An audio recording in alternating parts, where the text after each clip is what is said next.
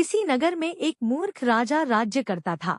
उसका नाम था राजा गोपीचंद। राजा को न तो नीति का ज्ञान था और न ही प्रजा के हित की चिंता। लेकिन राजा के मंत्रिमंडल में एक बहुत ही चतुर और बुद्धिमान मंत्री थे, जिनका नाम विश्वामित्र था। वह अपनी समझदारी और दयालु स्वभाव से जनता में काफी प्रसिद्ध थे। एक दिन राज्य के हर व्यक्ति की जानकारी रखने के लिए राजा ने एक फरमान जारी किया।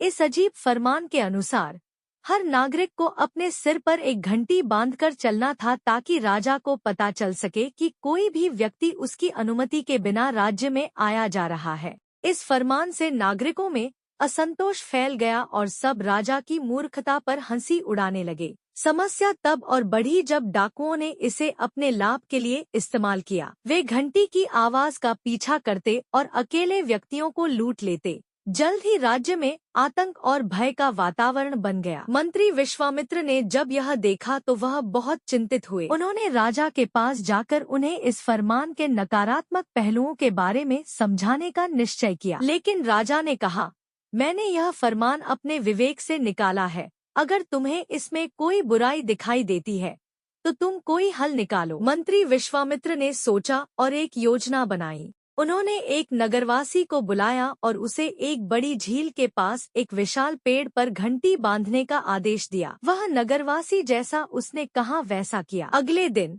जब हवा ने उस घंटी को बजाया तो उसकी आवाज पूरे नगर में गूंज उठी। नागरिकों ने यह सोचकर चैन की सांस ली कि उन्हें अब घंटी बांधकर नहीं चलना पड़ेगा। जब शहर में चोरी और डकैती की घटनाएं बंद हो गईं, तो राजा ने मंत्री विश्वामित्र की बुद्धिमत्ता की प्रशंसा की। इस तरह विश्वामित्र ने न केवल एक समस्या का समाधान निकाला बल्कि जनता को एक महत्वपूर्ण शिक्षा भी दी कि सच्चा नेता वही होता है जो प्रजा की भलाई सोचता है और संकट के समय में सही मार्गदर्शन करता है। राज्य में स्थिति सामान्य हो गई थी और जनता एक बार फिर सुख और शांति से जीने लगी थी। विश्वामित्र की बुद्धिमत्ता का लोहा मानते हुए जनता उनके प्रति आदर और सम्मान की भावना रखने लगी। राजा गोपीचंद ने भी यह समझ लिया कि अकेले शक्ति होना ही पर्याप्त नहीं है।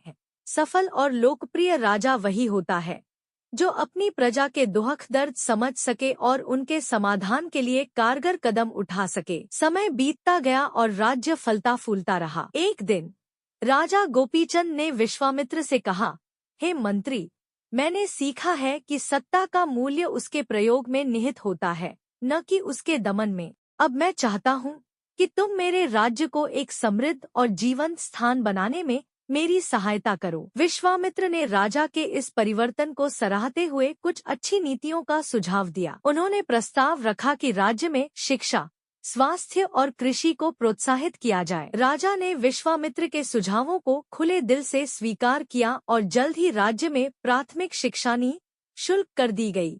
नए अस्पताल खोले गए और किसानों को खेती के लिए नए औजार और बीज वितरित किए गए। प्रजा ने अपने जीवन में आए इस सुधार को देखा और वे राजा का शुक्रिया अदा करने लगे। धीरे धीरे राजा गोपीचंद न सिर्फ प्रजा के प्रिय हो गए बल्कि आसपास के राज्यों में भी उनके गुण गाए जाने लगे। राजा ने प्रजा के बीच समय बिताना शुरू किया, उनकी समस्याएं सुनी और प्रत्येक समाधान में भागीदारी भी की। विश्वामित्र के मार्गदर्शन में राजा ने जन कल्याण के और भी कई काम किए और राज्य को समृद्धि की नई ऊंचाइयों तक पहुंचाया।